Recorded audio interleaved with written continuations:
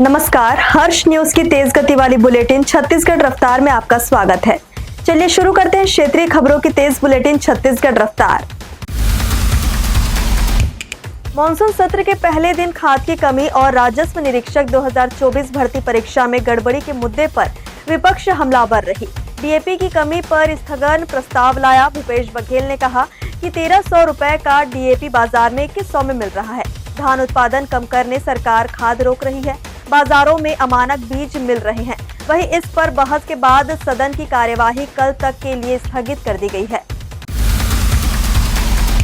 छत्तीसगढ़ के मनेन्द्रगढ़, चिरमिरी, भरतपुर जिले समेत कई हिस्सों में आयकर विभाग ने छापेमारी की है।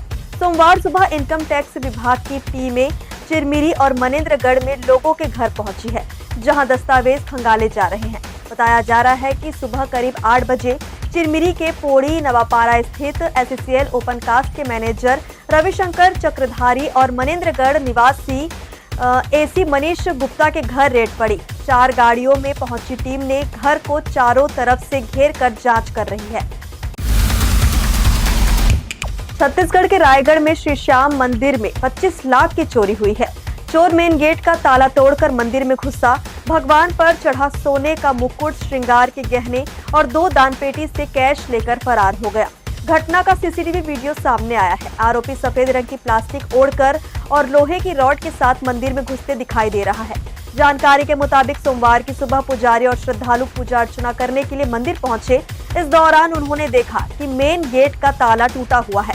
मंदिर के अंदर बाबा श्याम का मुकुट समेत 2 दानपेटी गायब है, जिसके बाद मामले की सूचना कोतवाली पुलिस को दी गई। छत्तीसगढ़ के सावन महीने के पहले सोमवार को सुबह से ही शिव मंदिरों में श्रद्धालुओं की भीड़ उमड़ने लगी। श्रद्धालुओं ने बेलपत्र, जल, दूध चढ़ाकर भगवान की पूजा अर्चना की। रायपुर, बिलासपुर, रायगढ़, कोरबा में भगवान भोलेनाथ का रुद्राभिषेक किया गया। वहीं रायपुर में बाबा हटकेश्वर नाथ का गणेश स्वरूप में श्रृंगार किया गया है। कबीरधाम जिले में भोरमदेव पदयात्रा निकाली गई। हर हर महादेव और बोल बम की गूंज से शहर में शिव भक्ति का अद्भुत माहौल देखने को मिला। इस यात्रा में प्रदेश के डिप्टी सीएम विजय शर्मा और क्षेत्रीय विधायक भी शामिल हुए। उन्होंने पंचमुखी बूढ़ा महादेव में पूजा अर्चना की। छत्तीसगढ़ के बस्तर जिले में सोमवार सुबह यात्री से भरी बस खड़े ट्रक से टकरा गई। हादसे में ड्राइवर और हेल्पर की मौत हो गई, जबकि 3-4 यात्रियों को मामूली चोटें आई है। हादसे के वक्त बस में 30 से अधिक लोग सवार थे। घटना बस्तर थाना क्षेत्र में माजिसा पेट्रोल पंप के पास की है। जानकारी के मुताबिक ड्राइवर को झपकी आ गई और बस सीधे सड़क किनारे खड़े ट्रक से टकराई।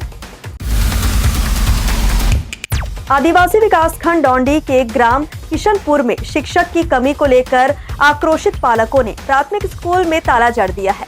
गांव के शिक्षित युवा गांव के बाहर पीपल पेड़ की छांव में स्कूल के बच्चों को पढ़ा रहे हैं। पालकों का कहना है कि प्राइमरी स्कूल में एक टीचर है जो 5 कक्षाओं को पढ़ाने के लिए पर्याप्त नहीं है।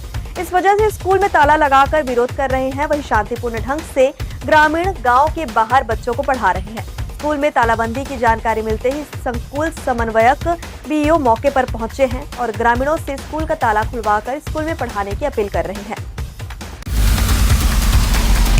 चांदी की कीमत लगातार दूसरे दिन ऑल टाइम हाई पर पहुंच गई है।